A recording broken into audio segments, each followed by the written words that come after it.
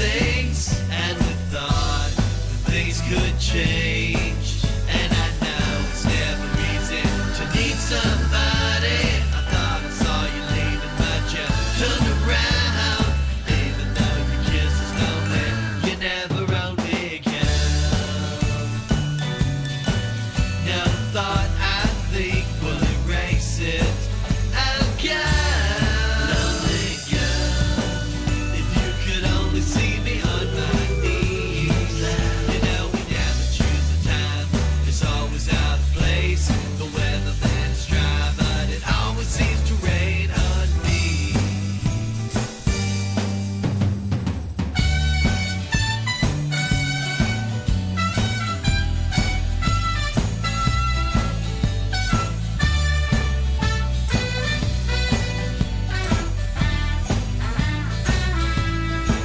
And I know it's never easy to need somebody. I thought I saw you leaving, but you turned around.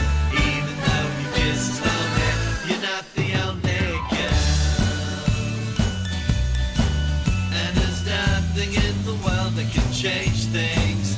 Oh girl, lonely girl, if you could only see me on my knees, you know. I know it's never easy to need somebody. I thought I saw you leaving, but you turned around. Even though your kiss is lonely, you're not the only girl. No thought I think will erase it.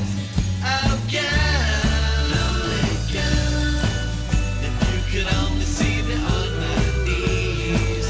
You know we never choose a time, it's always out of place. The weatherman's dry, but it always seems to rain on me.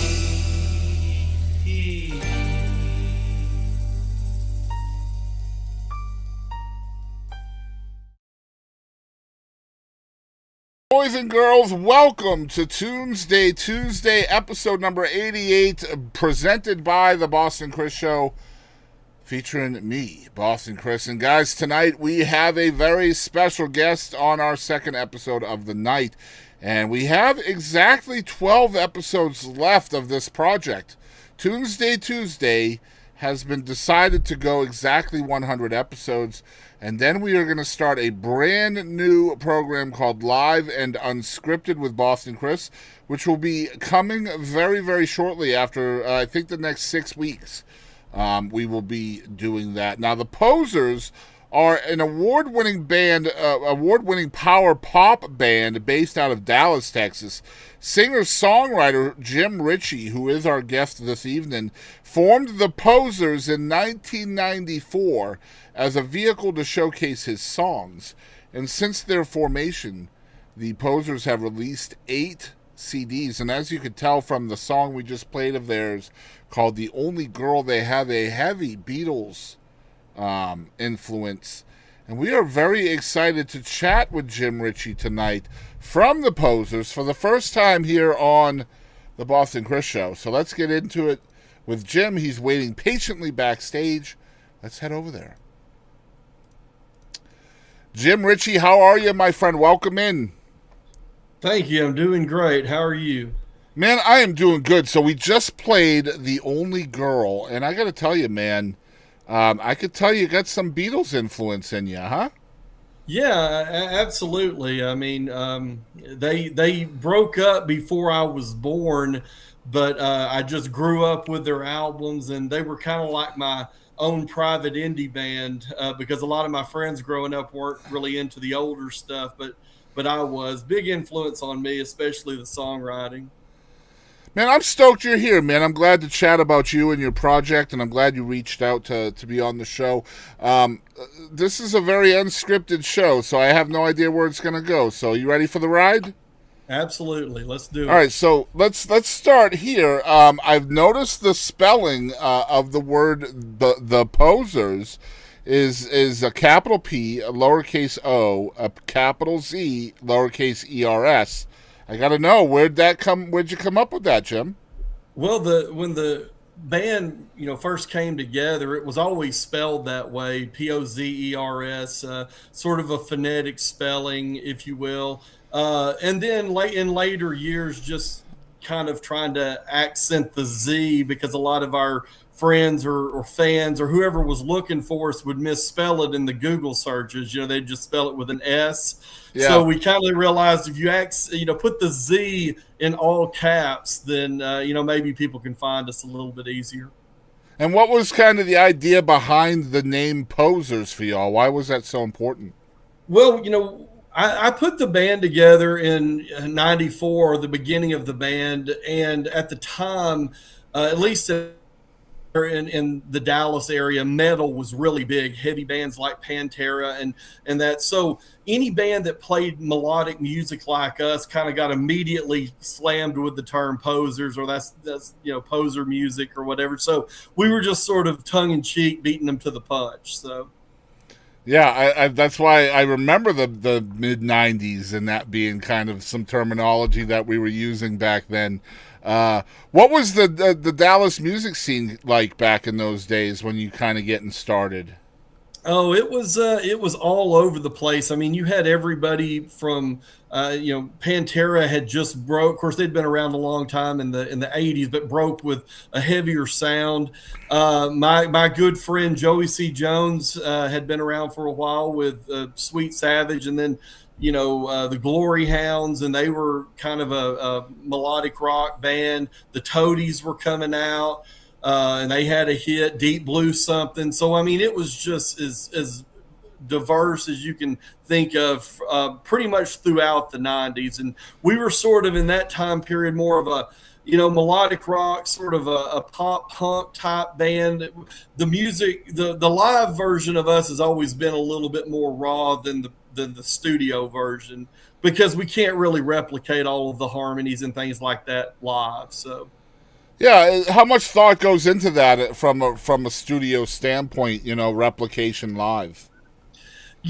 For me, not a lot because it's really just about trying to serve the song. So when we record, it's just trying to get what I hear in my head or what the song needs out there, and we'll worry about trying to figure out a live version of it later. A little bit like the Beatles toward the end of their touring career, where they were doing things like Eleanor Rigby and other things that just really couldn't be replicated on stage. So either they did an alternative version of it, or they just didn't play it at all. Yeah, I understand that all too well, man. And so, how has the band evolved over time? Because look, I mean, you and I are in pretty much the same age bracket here. '94 was a long time ago.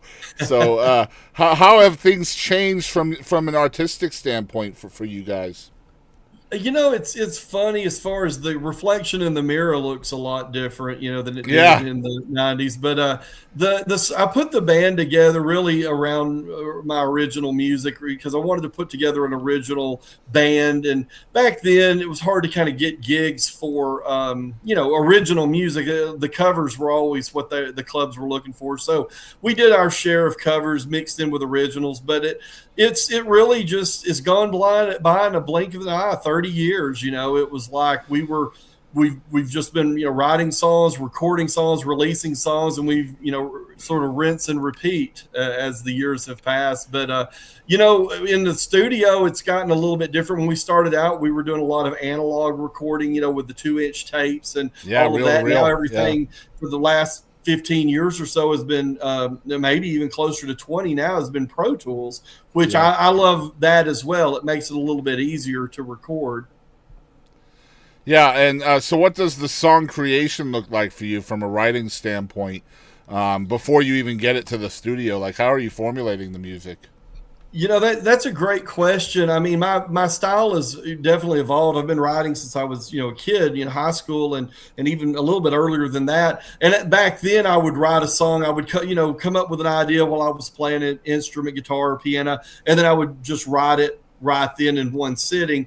And what I've kind of evolved over the last several years is a lot of times I don't really write it as I'm recording it. I will, if I create something I think is interesting, I'll record it by itself. And then later on, I'll go back when I'm kind of wanting to write a song or writing lyrics, and I'll just add lyrics to some music that I had previously written. And that's kind of been my style the last 15 or 20 years, and it's worked out pretty well for me. And who's currently in the band? And as you're writing the songs and preparing them for the studio, are you bringing these songs to the other members of the band and getting their input and maybe adding kind of their own touches to it as well?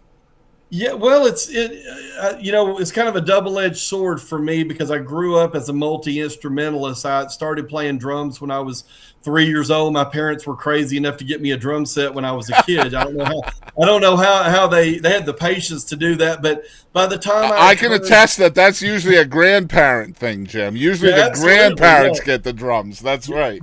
Give them the drums and then leave immediately. That's right. That's exactly right. Then leave. Yep.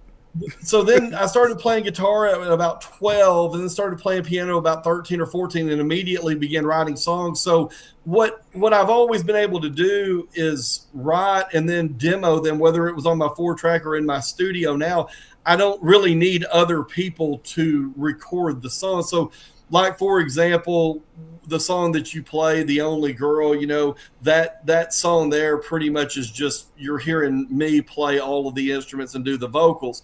But when I go play live or when the PoZers plays live, obviously we need a band. So I've got a group of guys that are extremely talented that will play with me when either we do a tour or we do just a local show or a festival, whatever it is. And I kind of start with Kenny Swan, who's a lead guitar player, and he's kind of my longtime collaborator as well. He's been with the PoZers since the beginning. And then Stacy Shue, but great bass player from Tyler's been around forever. Yeah, I love Stacy. Heck yeah. You know Stacy probably. And sure. Then Kirk Harper, you probably know Kirk I know Kirk as well. So, yes, sir. I surround myself with a lot of really talented individuals, and those guys have their own projects as well in their own bands. So absolutely, whenever it's time to play, they come together. Now we did the England tour last summer, and Kirk and Stacy were not able to make the trip, so I was able to get a couple of other guys, Tom McGowan and Charles Prater, who are also ultra talented guys, and they made the tour with us. And then so it's just kind of a revolving group of who's able to do a gig at whatever time. And we do occasionally work up songs to record. But most of the time, if I'm recording, I'm usually recording by myself, and then I will bring in various guest people to play on certain parts. Yeah, I think that's phenomenal, especially in this day and age. I mean, essentially the projects are being formulated from you. It's a one-man project, one-man band, and then you're hiring out to perform the songs live, and then just kind of trying to find the right musicians to kind of replicate what you've already created. How did it evolve to that place for you over time? Well, I think it starts. It started as a band. It was like anything else where you put a band together, and like anything else, you hope that it lasts.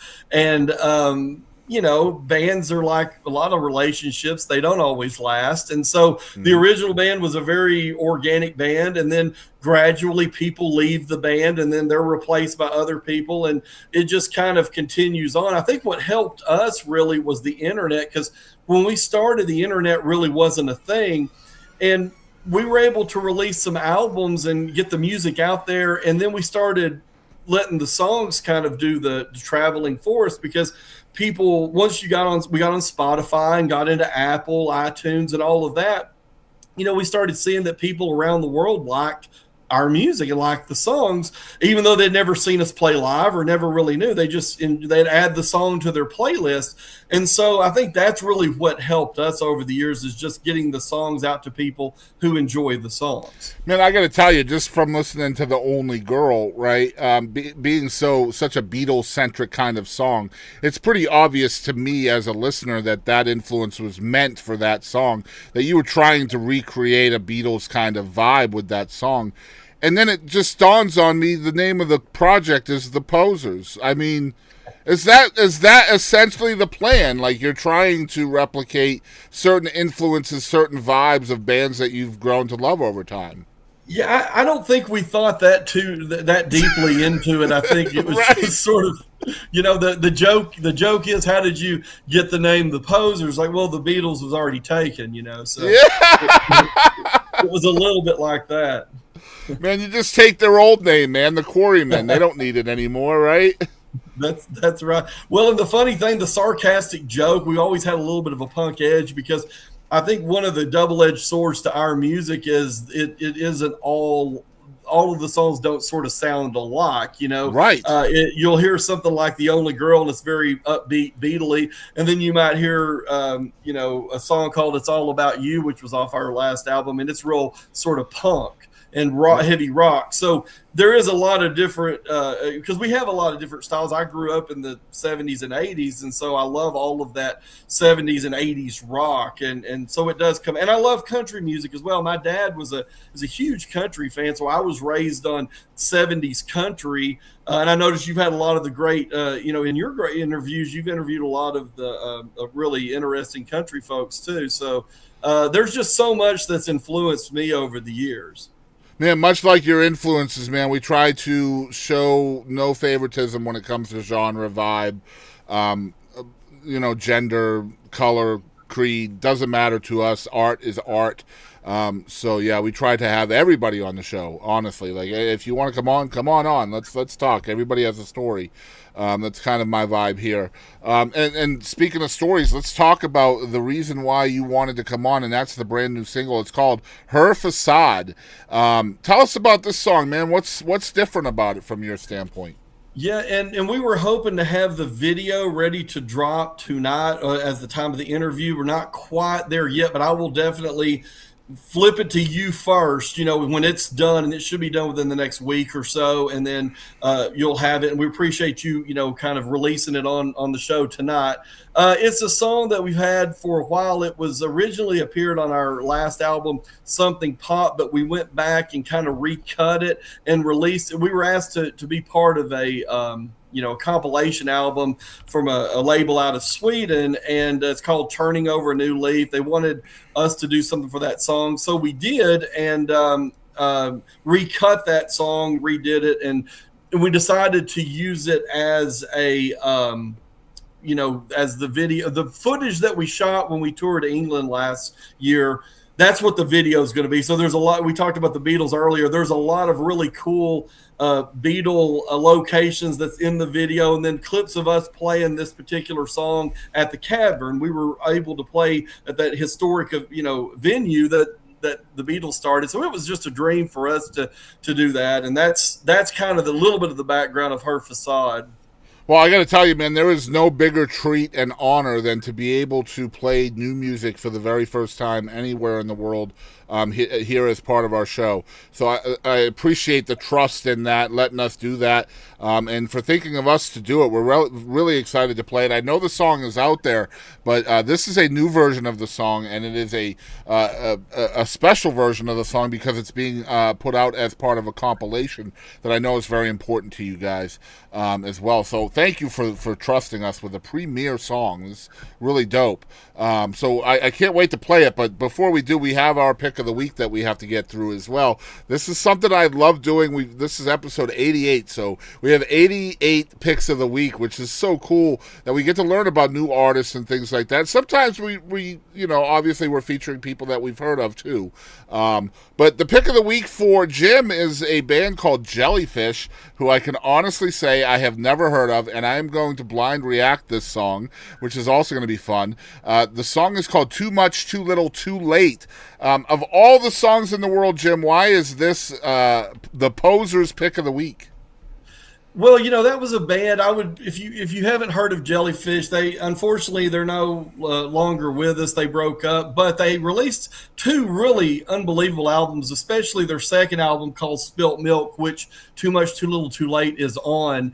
And it's just a phenomenal band. The keyboard player and one of the vocalists is a guy named Roger Manning, and we've been working with Roger here recently. He's going to be involved in our next album coming out, kind of doing some keyboards, some vocals, and some producing. And so we're really excited about that. And I thought I would kind of throw out to your audience, anybody who may not have heard them, but I would, definitely advise anyone who likes the Beatles, who likes, Beach Boys, Queen, those kinds, to check out Jellyfish. And of course, all of their stuff's on YouTube, so you can, get to it pretty easily. Very cool. And before we get into the music, Jim, I want you to help people out there follow you guys. What's the best way to support the PoZers?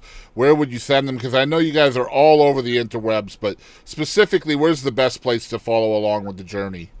You probably making sure you know how to spell our name, the POZERS, because there's a lot of other bands that are called PoZers, but they spell There's it just with a an bunch S. of posers, Jim, right? Absolutely. Just a bunch of you posers. can imagine. So we've got a Facebook page, the PoZers. We've got Instagram, X.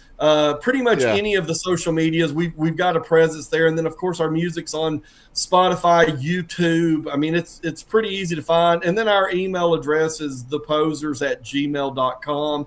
And we'd love to hear from you. And if you if you want to reach out, please do. Dive into the YouTube, you guys. You won't be sorry for that. It's Sixth Floor Records over there on YouTube. And there are many, many, many songs to listen to. And be ready, because you're going to go down different rabbit holes for sure. No two songs are the same. Really excited about it. Jim, thank you so much for spending some time with us tonight. And we're going to get into the music, my friend. Thanks, brother. All right, man. You have a good rest of your night, man. You too. Bye-bye. All right, guys, we are going to feature very first, so you guys can see this right here. This is the old version of the song, right? What we are actually going to play is the unreleased compilation version of Her Facade from the PoZers. This song has not been heard anywhere in the world prior to now. You're welcome.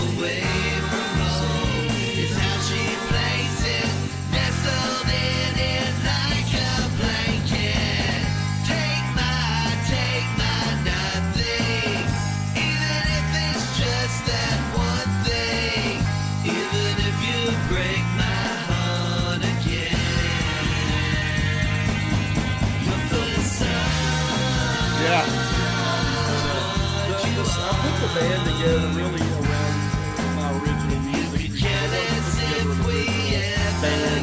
Back then, it's hard to kind of get gigs for original music. The covers were always the so we did our share of covers, mixing with originals, but it really just gone on and on and played out 30 years. It was like we just been writing songs, recording songs, releasing songs, and we rinse and repeat as the years have passed. But in the studio, it's gotten a little bit different. When we started out, we were going to, before you even get into the studio, like how are you formulating?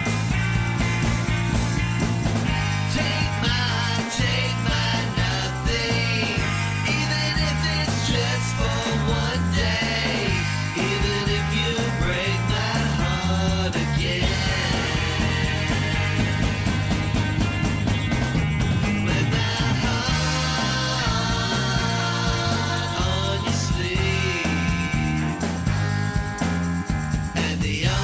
Time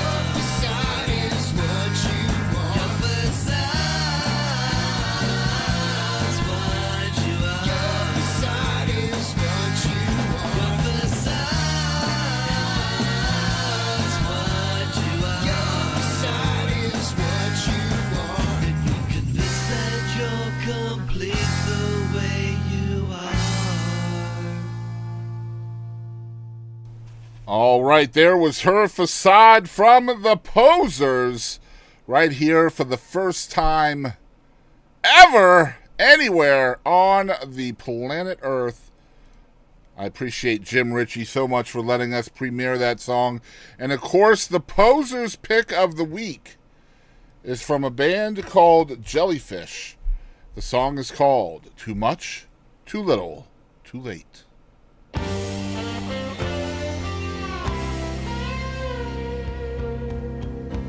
Say goodnight, your song is through. Faint refrain, we are new. It's crashing against the drunken waters of this way. When I hesitate, because all I can say is too much, or too little, too late. Farewell, you fool. Spare me the punchline, please. I learned it well at Sunday school. Way back when all you loved was the grease paint, not the collection plate. So much for the funny face, because all I can say is too much, too little, too late. Remember when murder was only killing time,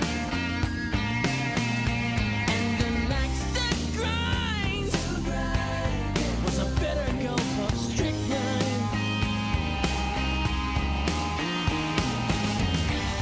What happened to the musketeers of Chesterfield? Tobacco swords behind smoky shields.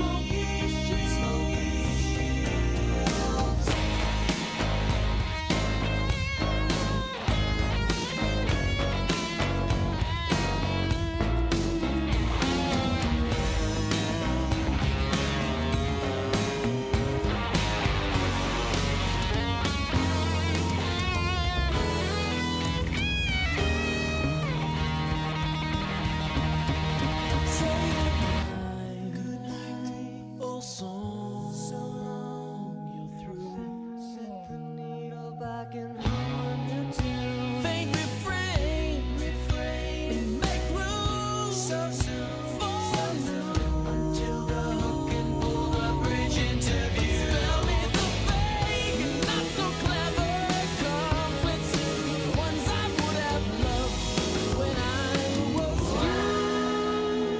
'Cause now all I can say is too much, too little, and all I can feel feels like the heaviest weight. 'Cause all I can say is too much, too little, too late.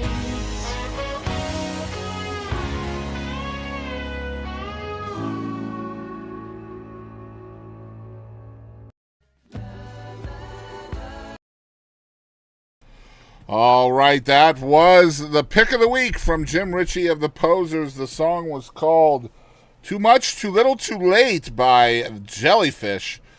All right, good stuff right there. And episode number 89 is in the 88. Sorry, number 88 is in the books, featuring Jim Richey from the PoZers. First time ever here on the show. Appreciate Jim joining us tonight, and I will catch you guys down the road.